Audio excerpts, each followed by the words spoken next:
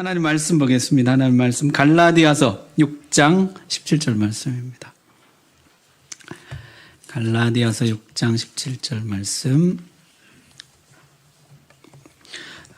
순서지에도 나와 있습니다. 함께 봉독하겠습니다. 시작. 이후로는 누구든지 나를 괴롭게 하지 말라. 내가 내 몸에 예수의 흔적을 지니고 있노라. 아멘. 제가 2021년 5월 29일 날 성원교회를 방문하고 그때 설교를 했더라고요. 그날이 무슨 날인지 혹시 기억이 나시나요? 2021년 5월 29일 코로나가 한창 때예요. 마스크를 그때 다 쓰고 한 분이 안 쓰셨어요. 목사님. 그날이 우리 성원교회 헌당예배 하나님 앞에 이 예배당을 드리고 그때 몇몇 또 임직자 세우는 감사 예배가 있는 날 그때 노회장으로 제가 와서 설교를 했고요. 다시 오게 되니까 참 감회가 새롭습니다. 그런데 이 오후 시간이 설교하기에는 그렇게 적절한 시간이 아니에요. 왜냐하면 스파게티 드시고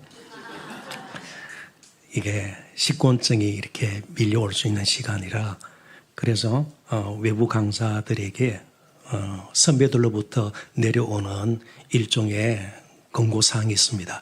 설교를 짧게 하는 자는 복이 있나니 저희가 다시 청함을 받을 것이며 이제 목회 현역에서 은퇴했으니까 시간은 참 많아요. 그러면 이제 청함이 있으면 가야 되는데 그러면서 꼭 세 가지를 보라고 이야기를 해요. 설교자는 첫째는 성경 내지는 설교 원고를 봐야죠. 그리고 청중을 또 봐야 되고요. 한 가지가 뒤에 벽에 걸린 시계입니다. 시계를 잘 봐가지고 근데 저는 다시 청함 받지 않아도 괜찮으니까요.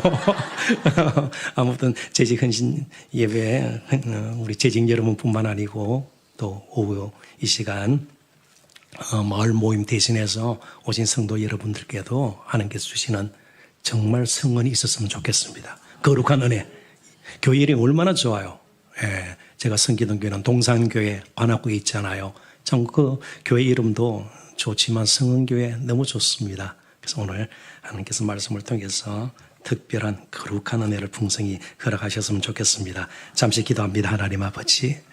주시는 말씀이 이제 우리의 삶에 빛이 되고 길이 되고 등이 되고 복이 되고 힘이 되어 말씀 의지하고 붙들고 사는 동안 거룩한 열매 많이 맺어 우리의 삶 전체가 우리 하나님께 할렐루야가 되는 귀한 복 함께 누릴 수 있도록 인도하여 주옵소서.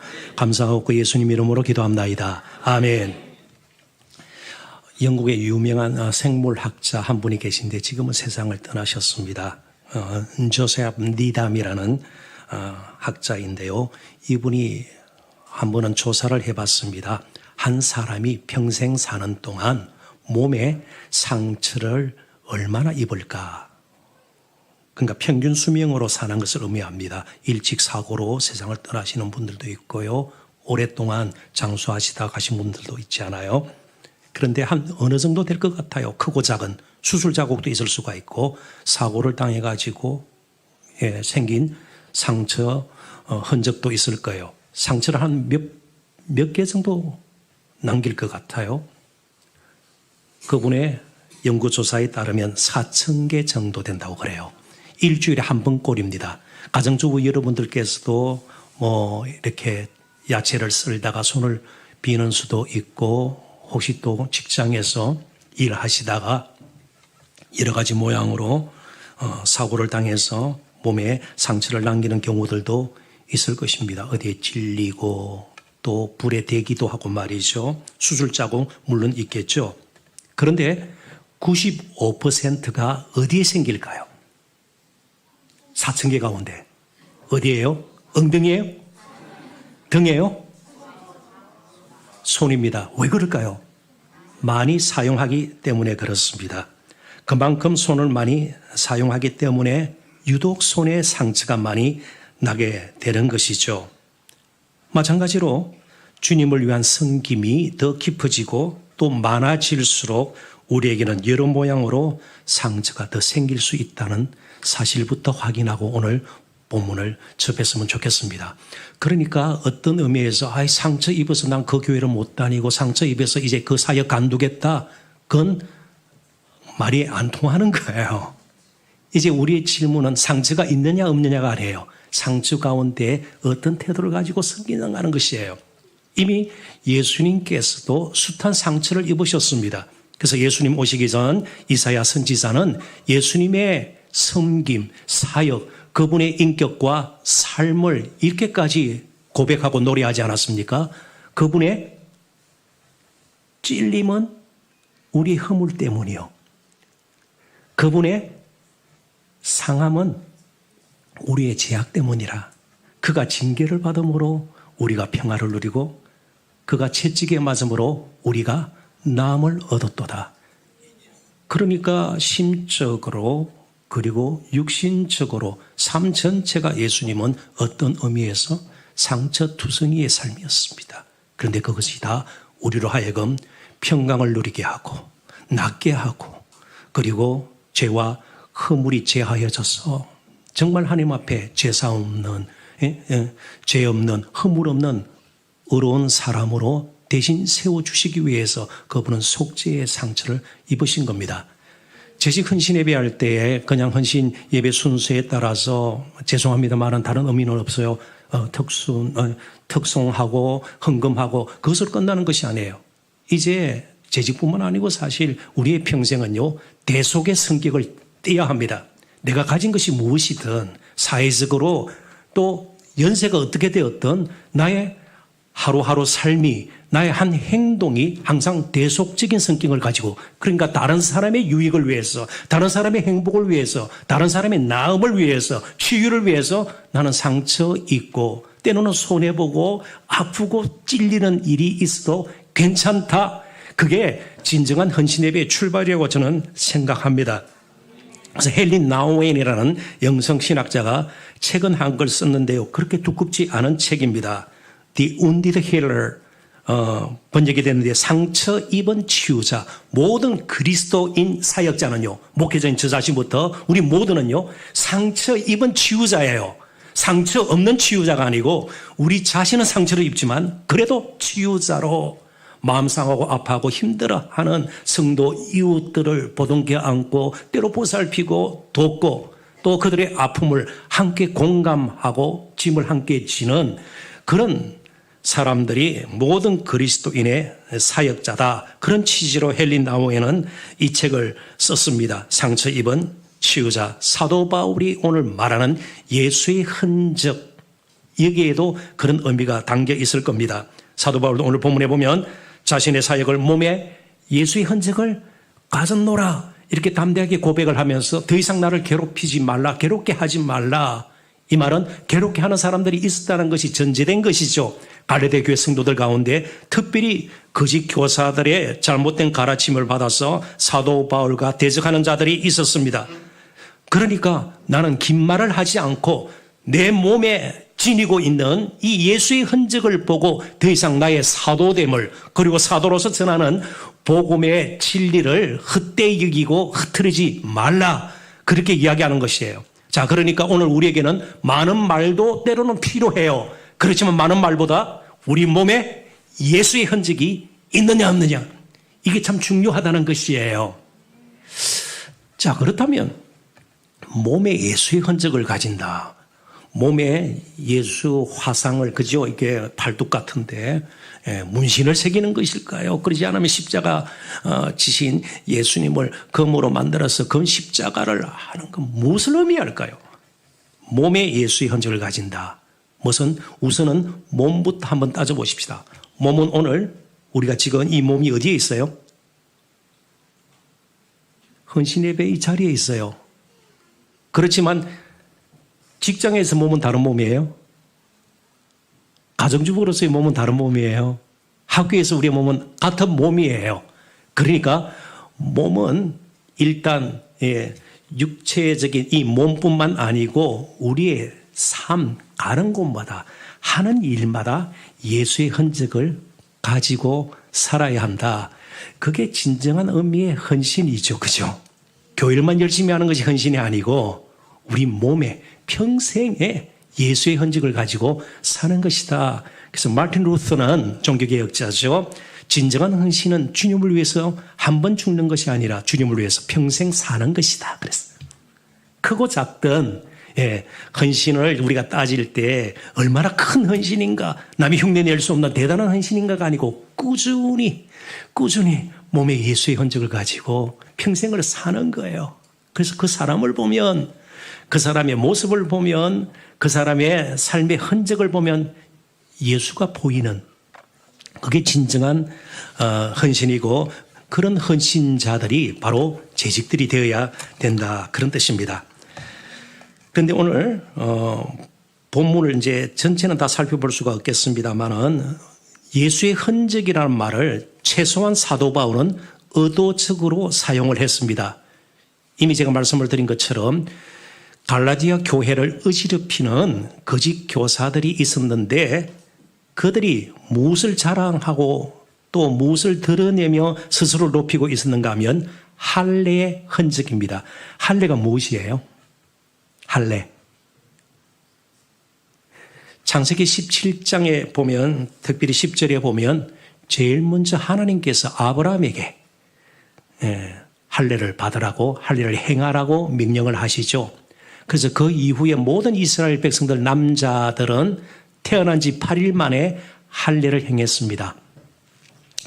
양피를 끊어내는 것이죠. 그러니까 몸에 흉터가 생겨요, 안 생겨요? 흉터가 생겨요. 그래서 심지어 2차 대전 때 유대인 남자인 것을 확인하기 위해서 할례 자국을 나치 비밀 경찰들이 보고 잡기도 했습니다. 숨길 때 말이죠. 그 흉터가 남는 것이죠. 그 흔적이에요. 할례의 흔적과 대조되고 있습니다. 자, 그러면 할례의 의미는 무엇일까요? 왜 하나님께서 아브라함에게 그리고 자자손손 지워지지 않도록 몸에, 그것도 계속해서 대를 이어서 남자 생식기를 잘라내는 거니까요. 그죠?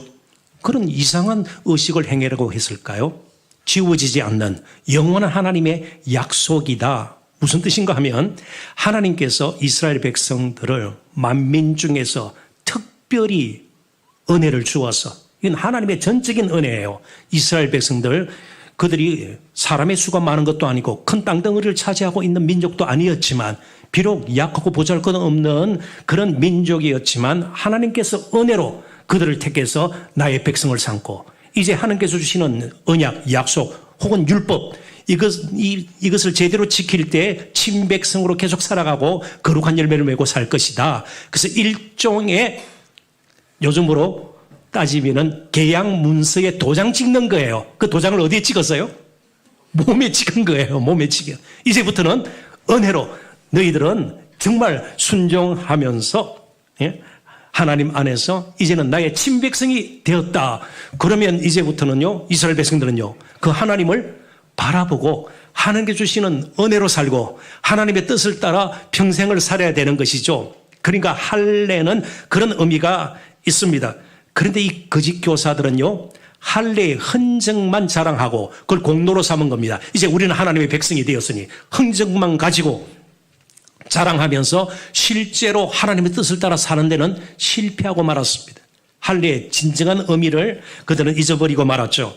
그래서 거짓 교사들을 할례주의자들, 그렇게 부르기도 해요. 이 거짓 교사들이 주장한 것이 무엇인가 하면 예수님의 십자가만으로는, 그 은혜만으로는 우리가 구원받을 수가 없고 율법을 지키되 특별히 할례를 받아야 구원을 얻을 수 있다. 할례를 받아야 구원을 얻을 수 있다.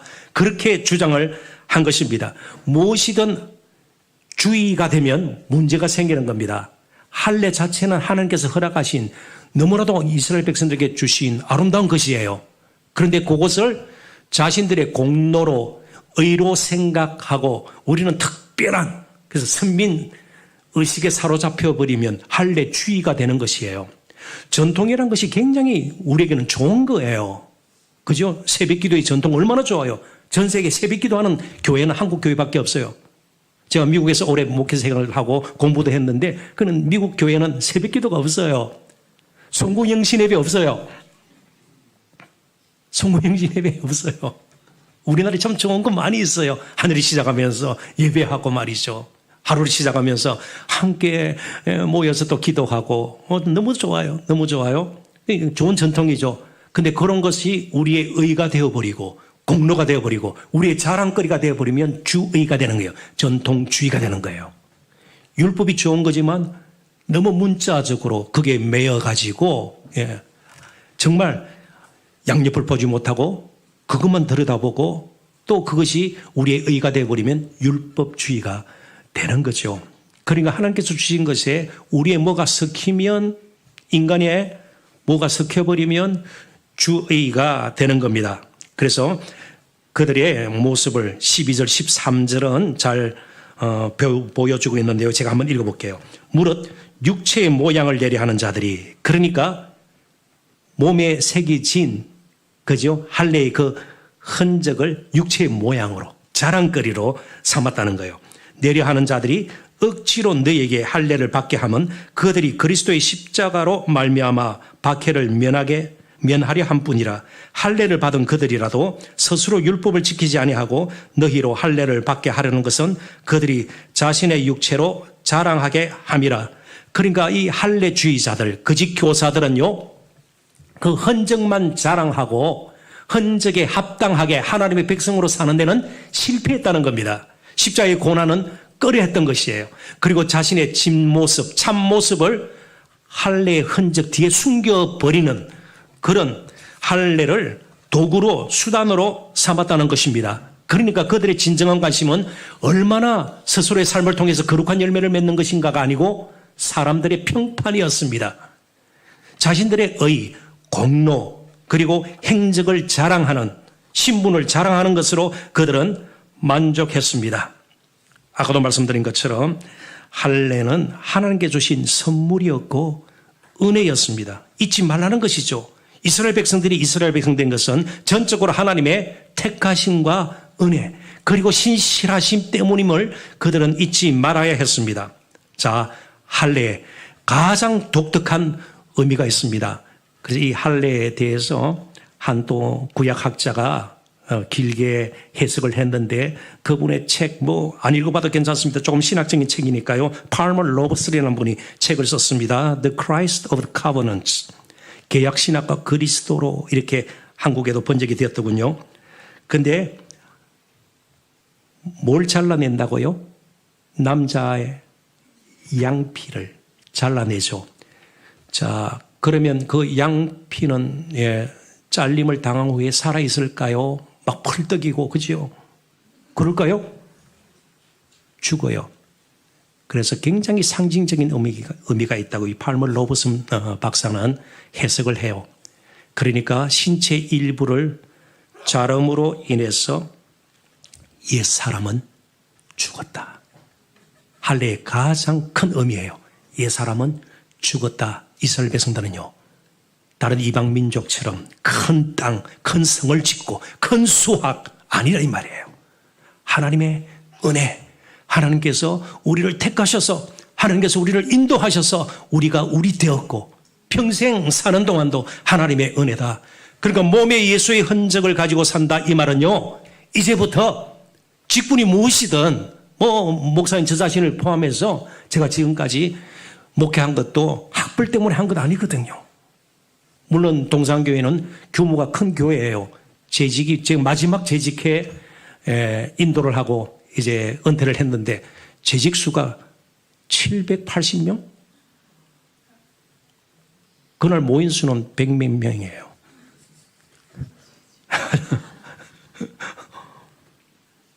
그거 의미가 없잖아요. 재직 수가 얼마나 되는가 이게 아니에요.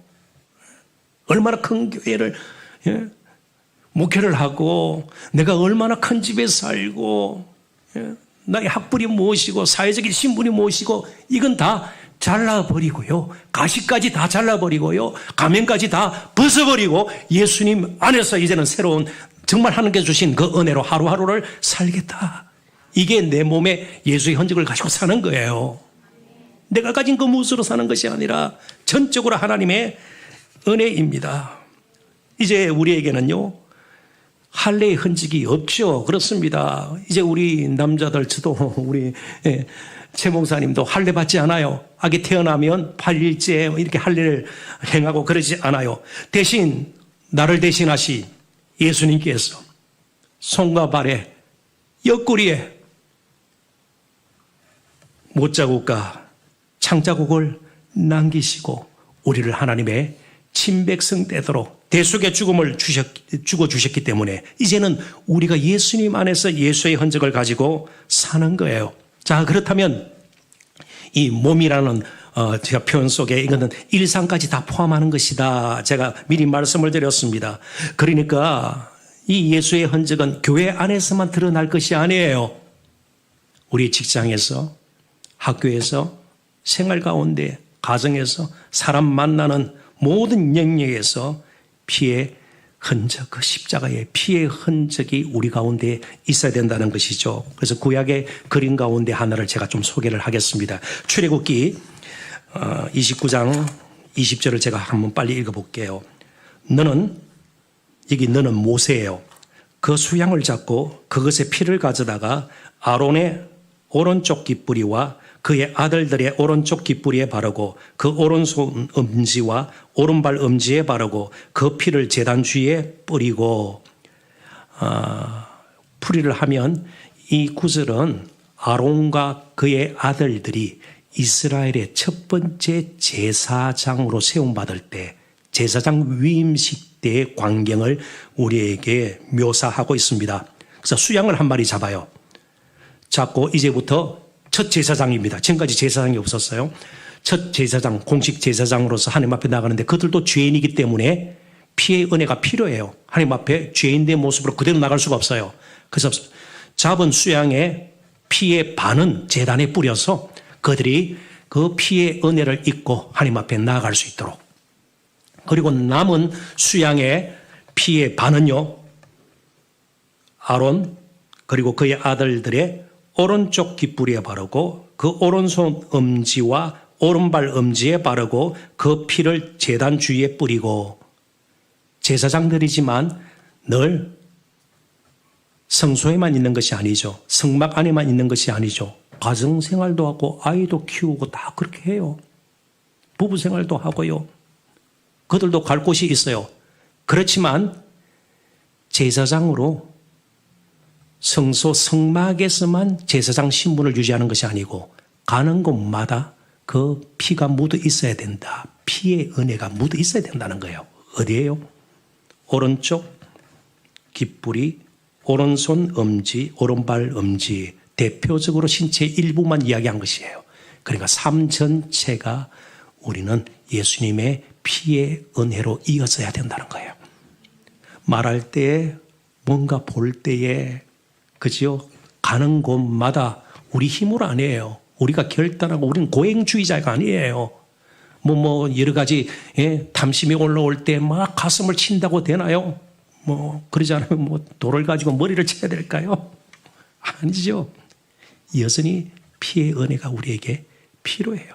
겸손히 그 피의 은혜가 우리의 하는 말, 입술에도 묻어 있어야 되고요. 우리 여기 청년들이 있지만 클릭할 때 거기도 묻어 있어야 돼요. 그래야 좀 남 부끄러운 사이트에 안 들어갔죠. 네? 우리의 발에도 묻어 있어야 돼요. 가지 말아야 할 곳, 이제 가지 않게 되는 것이죠. 사실 가장 무서운 적은 은혜를 잃어버린 나 자신입니다. 그래서 사랑하는 재직 여러분, 어떤 사역보다도 은혜 받는 사역이 가장 중요한 사역입니다. 예수 그리스도의 그 피의 은혜를 잊어버리는 것이 가장 무서운, 우리에게는 위기입니다. 교회 재정이 조금 아니에요. 교인이 조금 줄고 아니에요. 은혜 없이 무엇을 열심히 하는 것이 오히려 위기예요. 그때는 이제 교회가 반향을 잃게 될 것입니다. 한 가지만 구약의 내용을 더 소개를 할까 해요. 사사기 16장 5절입니다. 블레셋 사람의 방백들이, 지도자들이 혹은 군주들이 그 여인 들릴라에게로 올라가서 그에게 이르되 삼손을 꿰어서 무엇으로 말미암아 그 큰 힘이 생기는지 그리고 우리가 어떻게 하면 능히 그를 결박하여 굴복하게 할 수 있을는지 알아보라.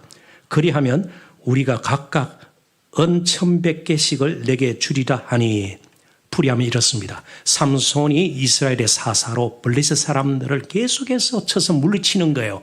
그러다 보니까 블레셋 군주들, 블레셋은 도시 국가였습니다. 5 도시 성읍으로 구성된 그런 나라였는데 블레셋 사람의 방백들, 그런데 5 나라니까 방백 5사람이 온 거예요. 가사, 가드, 아스돗, 아스글론, 에글론. 가드 사람 골리앗. 골리앗 기억나죠? 다윗과 골리앗 할 때. 그 사람이 바로 가드 출신이에요. 5 지역 가운데 한 지역인 가드 출신이에요. 이 5 방백들이 와가지고 들릴라라는 이제 삼손이 이 들릴라에게 빠져 있어요. 연애를 하고 있었습니다. 그랬더니 저 삼손이 어떻게 저런 힘을 낼 수 있는지 힘 빼밀 방법이 없을까? 넘어뜨릴 방법이 없을까? 그걸 알아내면 이 반백들이 은 1,100개씩을 주겠다. 다 5 반백이면 전부 합하면 얼마나 되나요? 1,100 곱하기 5. 너무 재직 여러분들에게 힘든 문제인가요? 며칠씩 걸리는 문제예요? 그럼 어느 정도 되죠? 은 5,500개. 당시 종값, 몸값이 은 30이에요. 5,500개면 굉장히 그죠? 200명 가까운 종을 거느릴 수 있는 그 횡재죠. 이게 무슨 말인가 하면 삼손을 넘어뜨리려고 방백들이 값을 치르는 것을 주사하지 않고 있다는 거예요. 거꾸로 말하면 저 포함해서 우리 최 목사님을 넘어지게 하려고 마귀도 값을 치른다는 거예요. 우리 장로님들 마찬가지고 권사님들 직분이 우리를 지켜주지 않아요. 우리 또한 정말 예수의 흔적을 가지고 은혜에 잠기지 아니하면 마귀는 무서운 값을 치릅니다. 그런데 우리가 기도하지 않고 정말 말씀 가까이 대하지 않고 직분만 가지고 재직이라는 신분만 가지고 회의하고 이래서는 안 된다는 거죠. 은혜로 먼저 우리가 충만해야죠. 은혜가 메마른 사역자들은 오히려 위험합니다. 문제를 일으킬 가능성이 많습니다. 그래서 사도 바울도 예수의 흔적을 몸에 지니기 위해서 날마다 죽노라 오늘 말씀. 죽을 지경으로 자신을 내어놓고 그리고 고린도전서 9장 27절에 보면 나의 몸을 쳐서 복종시킨다 이런 표현을 쓰는 거예요. 은혜가 임하도록 자신의 정말 모든 사역 가운데 다른 사람에게 말씀 잘 전하고 버림을 당할까 두려워하면서 그렇게 무릎을 꿇은 것입니다. 자, 그래서 첫 번째 예수의 흔적을 몸에 지닌다 이 말은요. 어디서 무엇을 하든 우리는 예수님의 은혜로 살고 행하고 그리고 사역하는 것이다. 늘 잊지 말아야 할 것입니다. 또 다른 의미가 없을까요? 좀 더 구체적으로 이미 제가 상처 이야기를 했습니다. 루스드라는 곳에서 사도행전 14장에 보면 사도 바울이 복음을 전하다가 돌에 맞아 거의 죽을 지경이 되었습니다. 사람들이 보니까 일어나지 못하니까 죽은 줄 알고 성 밖에 버리는 일이 일어나요. 자, 돌에 맞았으니까 최근에도 그죠? 국회의원이 돌에 여러 차례 맞았잖아요. 그런데 죽을 지경이 될 그런 상태로 사도 바울이 내동댕이 쳐졌습니다. 몸에 상처가 남았을까요? 남았을까요? 남았죠. 그러니까 그것은 예수님으로 말미암는 핍박의 표시예요. 정말 박해, 고난의 흔적이죠. 예수님께서 십자가에 못 박히는 그런 고통, 고난을 겪으신 것처럼 사도 바울도 예수님을 따라 예수님의 복음 전하다가 실제로 몸의 고난의 흔적을 남긴 겁니다. 십자가를 즐겨지는 데까지 이제 우리가 나가야 합니다. 근데 요즘 이 십자가가 너무 그죠? 일반화돼 가지고 웬만한 사람들도 다 십자가 이야기를 하죠. 그래서 제가 우선 이야기 하나 해드릴게요. 예. 요즘 불교도 우리 기독교를 흉내내어가지고 참불가라는 게 있죠. 참불가. 우리 창송가처럼 참불가가 있어요. 대중들이 부를 수 있도록. 그리고 한 성녀는요, 제가 유튜브를 봤는데 한 성녀는 참불가를 랩으로 또 만들었습니다. 예를 들면 부처님은 자비해 뭐 이렇게 하더라고요. 그리고 이제 보통 사찰이 어디에 있나요? 산속에 주로 옛날 고사찰들은 다 산속에 있죠. 뭐 해인사, 그죠? 예, 신흥사 다 산쪽에 있는데 요즘은 포교원이라고 상가에도 들어와 있어요. 관악구에 가면 한 상가에 한쪽은 포교원, 한쪽은 개척교회 이렇게. 근데 한쪽에 없어진 거, 교회가 없어진 것 같아요. 밀린 것 같아요. 너무 안타깝다, 그죠? 근데 그 포교원이 2층이고 1층은 호프집에 생맥주하고 통닭 파는데, 그런데 그 포교원에 아마 성녀들 우리로 치면 한남 시찰에 시찰에 이렇게 모일 정도의 성녀들이 많이 모이고요. 그 주지스님도 거기 이제 좀 큰 주지스님도 오시고요. 그래서 그날 같이 이제 불경도 연구하고, 그런데 막 밑에서 음악을 틀어놓고 막 생맥주 마시고 이러니까 도저히 집중이 안 되잖아요. 그래서 고 스님께서, 가장 선배 스님께서 누가 내려가서 좀 조용히 해달라고 할 수 없겠냐. 그런데 좀 말 잘못 걸었다가는요, 본병을 당할 수 있죠. 거기다가 또 술 취한 사람들도 있으니까 아무도 안 내려고 쭈삐쭈삐 하는데 한 젊은 성님이 드디어 결단한 거예요. 큰 스님, 제가 십자가를 지겠습니다.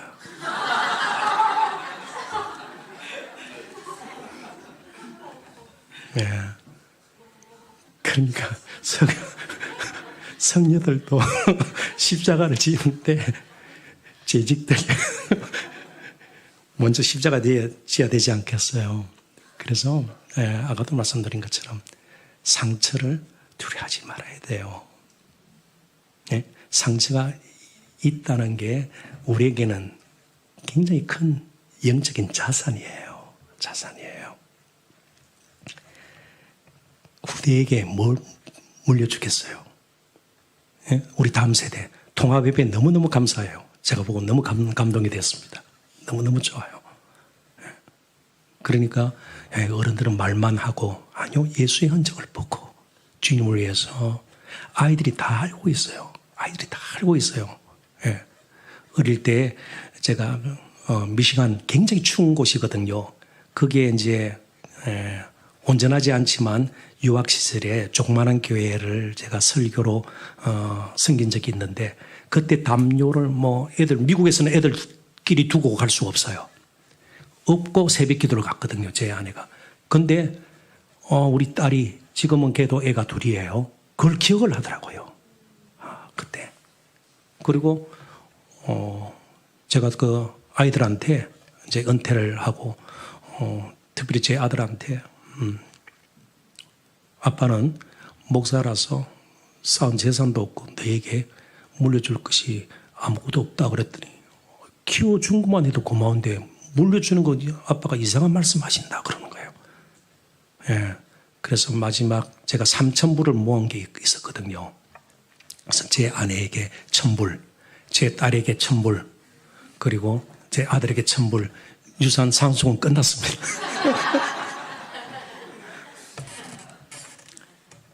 다음 세대들이 다 알아요.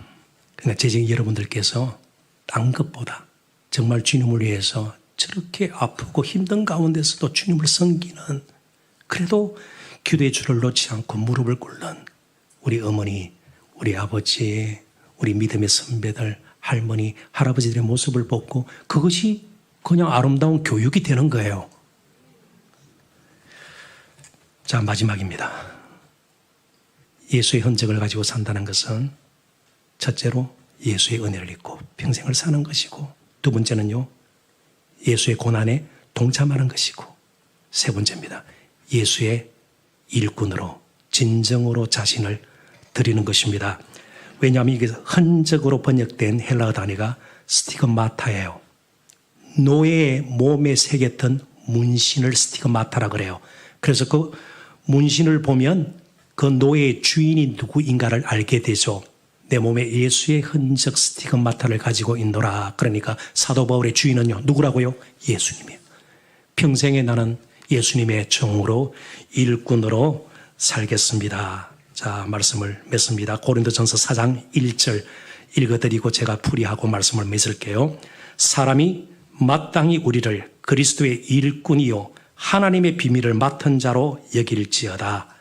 그러니까 사도 바울은 예수님의 일꾼으로 평생 그리스도의 일꾼이요 그랬습니다. 하나님의 비밀을 맡은 자로 여길지어다.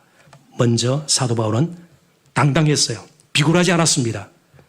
많은 것을 가지고 있었기 때문에 아니에요. 사회적으로 힘이 있었기 때문에 아니에요. 하나님의 비밀을 맡은 자라는 건강한 자부심이 있었습니다. 표고 너무 좋아요. 복음을 전하는 교회, 또 영혼을 살리는 교회. 누가 할 수 있어요? 대통령이 할 수 있어요? 미국의 대통령 조 바이든이 할 수 있어요? 유엔 사무총장이 할 수 있어요? 저와 여러분이 하는 거예요. 재직 여러분들이 하는 거예요. 하나님의 비밀을 맡은 자예요. 건강한 자부심이시죠. 건강한 자부심이에요. 아마 최 목사님이나 저나 일반 대학 그죠? 그대로 나왔으면 지금보다는 조금 돈벌이가 됐겠죠? 고려대 경영학과 출신이죠? 그죠? 아마 지금쯤 되면 어디 이사 정도는 돼 있을지 모르겠어요. 그리고 저도 신학교 들어가기 전에 외모고시를 준비했습니다. 그러다가 대학교 3학년 2학기 때 인생이 바뀌었어요. 그때 요즘 서울의 봄, 제가 대학교 3학년 때예요. 서울의 봄이. 대학교 2학년 때. 그리고 광주 사태 막 나고. 저는 정외과 출신이에요. 외모고시를 준비하고 이러다가 이게 아니다. 법이 바뀌고 정권이 바뀌고 아니고 사람이 바뀌어야 된다. 이 사회가 바뀌려면 사람이, 그래서 목회자의 길에 들어선 거예요. 그래서 저와 같이 외모고시를 준비하던 친구 중에 제일 높이 올라간 친구가 전 정권 때 외무부 차관까지 올라갔습니다. 정권이 바뀌면서 이제 끝났는데, 하나도 부럽지가 않아요. 그렇죠? 요즘 굉장히, 궁색한가 봐요.